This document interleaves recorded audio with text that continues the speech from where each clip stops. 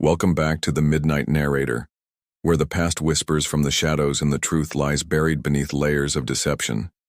Tonight, we journey to a place called Silent Hollow, a community shrouded in mystery, a place where the echoes of a forgotten world resonate with chilling intensity. Prepare to descend into a tale of isolation, a psychological experiment gone horribly wrong, and the devastating consequences of a lie that spanned generations. Join me as we uncover the harrowing secrets of the silent echoes of Silent Hollow. Dim the lights, draw the curtains, and prepare to confront a truth more terrifying than any fiction. Have you ever heard tales of soldiers, lost in the fog of war, who remained hidden for decades after a conflict's end, clinging to the belief that the fighting still raged? The community where I spent my formative years offered a similar, albeit far stranger, experience. Growing up in the isolated valley of Silent Hollow, we were all raised on the same unsettling narrative. It was the autumn of '62, during the height of the Continental Standoff, a period of global tension that threatened to erupt into all-out war. On a late October evening, as radio broadcasts crackled with increasingly dire warnings, the residents of Silent Hollow retreated to their beds, bracing for a night of restless sleep. The airwaves were filled with anxious commentary, but sometime during the night, the signals became distorted, fading into static. The constant stream of news updates was suddenly and disturbingly absent. Before dawn, figures in military-style uniforms appeared, going door to door, directing the townspeople toward a massive underground shelter built beneath the town's central square. Rumors circulated that some residents refused to comply, arguing that there had been no official declaration of war or any confirmed attack. They insisted on verifying the situation themselves, attempting to tune their now silent radios and televisions. According to local lore, these dissenters were never seen again. I was born a decade after that fateful night. My earliest memory is playing catch with myself against a damp, decaying concrete wall within the shelter. It was a vast space, far larger than one would expect for a town of Silent Hollow's size. Life below ground was a pale imitation of the world we had lost. There was a dimly lit school for the children, a communal kitchen with seemingly endless stockpiles of bland canned food, and cavernous dormitories filled with rows of rusting metal bunk beds. Yet despite the efforts to maintain a semblance of normalcy, life in the shelter was bleak. I wouldn't wish the experience of being trapped underground with hundreds of people for decades on anyone. The monotonous existence took a heavy toll, especially on the older residents who remembered a life far richer than this. One particular room became infamous for the sheer number of people who took their own lives there. With limited resources, they resorted to desperate measures, and sometimes it would take days or even weeks for someone to die after using a dull, rusty piece of metal to harm themselves. I know this because my own father met his end in that desolate room. They found him hanging lifeless from the ceiling, leaving 10-year-old me in a state of inconsolable grief. I didn't speak for months afterward, and even now, I sometimes wish it had been me instead of him, so I wouldn't have to carry the knowledge I possess today. In the shelter school, we were taught about the events of that night. We were told that much of the nation, and indeed the world, had been ravaged by fire and smoke, that the surface world was now virtually uninhabitable. We had to remain underground, forever protected from the horrific deaths that awaited us above. Strict rules were enforced to ensure compliance, but we were too terrified to question anything we were told, and those rules went unchallenged for many years. It wasn't until I was 19 that I began to doubt the truths we had been taught. While I generally followed the shelter's rules, I had a secret habit. I'm not sure why, perhaps out of boredom or a simple desire to rebel against the seemingly arbitrary restrictions, but I developed an almost obsessive fascination with exploring the shelter's hidden corners. Discovering untouched areas and remnants of a life that supposedly no longer existed gave me a thrill I hadn't thought possible in that place. These discoveries were usually mundane, but one day I found something that filled me with both awe and terror. A window. At first I didn't recognize it. All I saw was a square-shaped buildup of dust and cobwebs. But as I began to clear away the accumulated grime, I revealed something that seemed like a dream. A vibrant green landscape stretched before my eyes. The sky was a deep blue, dotted with fluffy white clouds, and the abandoned houses stood in various states of decay, giving them a unique, haunting character. I must have stood there for hours, absorbing the scene, wondering why the world I saw didn't match the one I had been taught about, wondering why we had been lied to. I eventually returned to my bunk, but my sleep was restless, filled with fragmented images of the impossible landscape. It took me weeks to muster the courage to return to the window. I was terrified that I had imagined it, that I was losing my mind and would end up like my father. I couldn't tell anyone. They would think I was insane, and understandably so. But eventually I went back, armed with a small piece of metal I had broken off my bunk. Do you know what it's like to have a burning desire to step into a world you've been told would kill you? Because I do. The vibrant colors before me were too enticing to resist. I had to go outside, to feel the grass beneath my feet and breathe the air that was meant for me. So I did.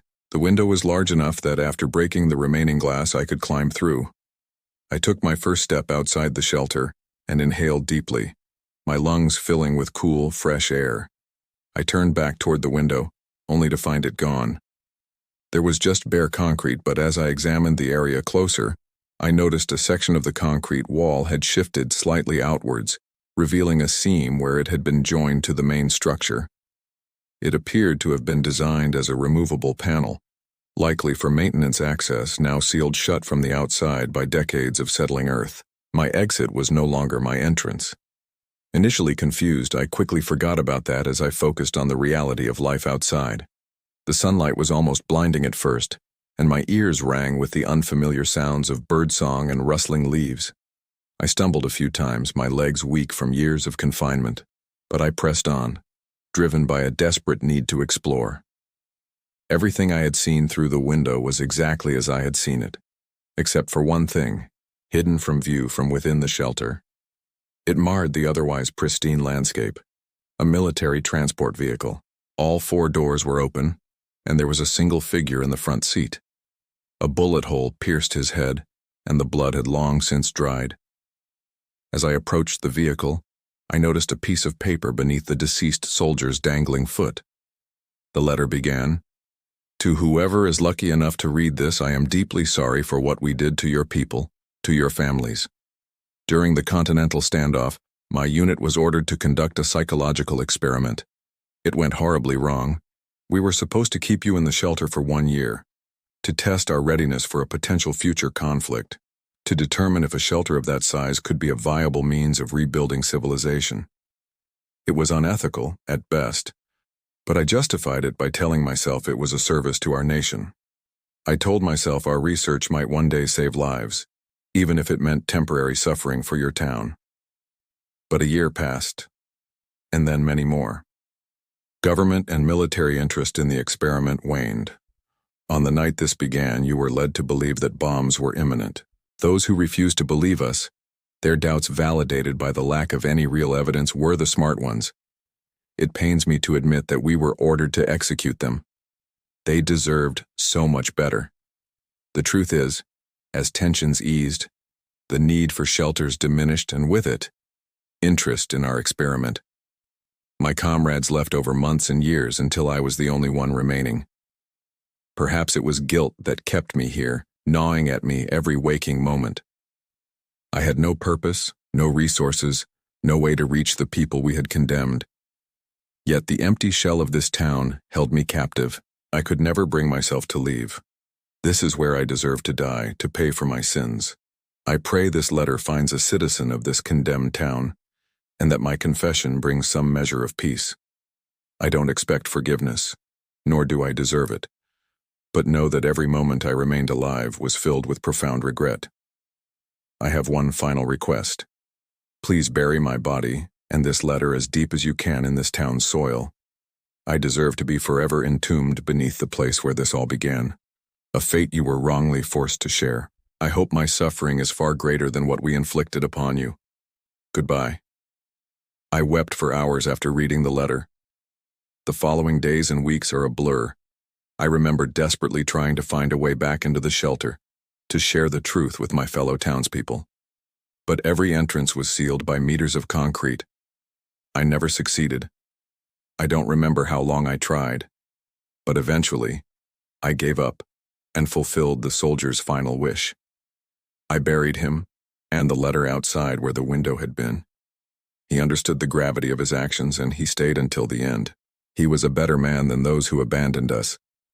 I hope his regrets are now at rest within the soil of our town.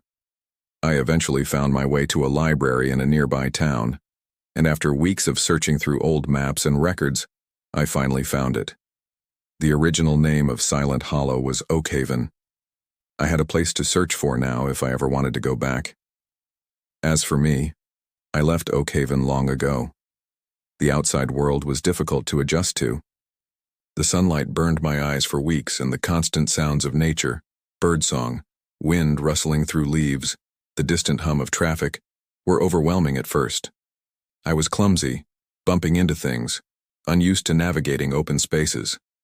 Simple tasks like crossing a street or ordering food in a restaurant felt like monumental challenges. But I learned. Slowly, painstakingly, I learned to live in a world I had only glimpsed through a dusty window. I never forgot what I left behind. My entire life, everyone I knew and loved was in that shelter. I wake up every morning haunted by nightmares of being trapped there, the damp concrete walls closing in, the air thick with the stale scent of recycled air and despair. Yet there are times, in the quiet of the night, when I long for the familiar routine, the shared meals, the faint echo of laughter from the children's school. I sometimes wonder if they ever noticed my absence. Did they assume I'd simply wandered off into one of the shelter's forgotten corridors? Or did they suspect something more? I never returned to Oakhaven. The thought of standing above the shelter, knowing my family and friends were still trapped below, was too much to bear.